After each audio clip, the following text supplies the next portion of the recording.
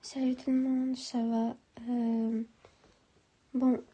y a eu quelques personnes, 3-4 personnes, je crois, qui voulaient savoir mon histoire de mon jeune, mon histoire où j'ai vécu un enfer pour moi.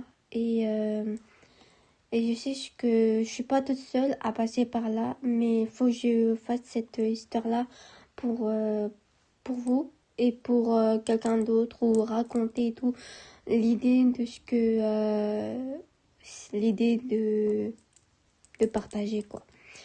De base, cette idée-là, j'ai eu avec la vidéo de Anaïs quand elle avait raconté de son histoire.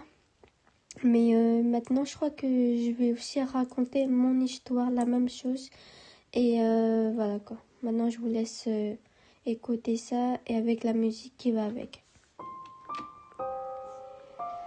Quand j'ai fait ma rentrée, ma classe de 6e SECPA à l'H9, j'étais pas très bien. Quelques semaines plus tard, j'ai été placée dans une harcèlement que j'ai passé toutes mes années dessus. J'avais personne pour qui me protéger alors que j'étais toute seule sans avoir de l'aide de quelqu'un, ni de prof, ni de mes parents. Attendez.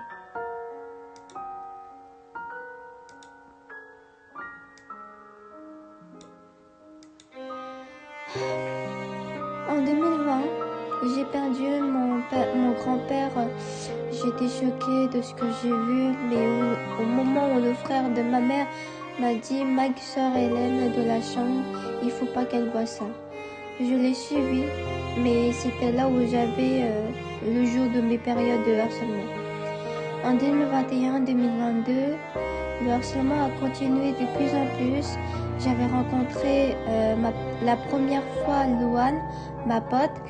On s'attendait tous les jours devant nos bus et le meilleur souvenir, c'est qu'elle savait que quand je me faisais harceler avec une fille de ma classe, et au final, elle a rien eu, mais nous on a eu des mots dans le carnet.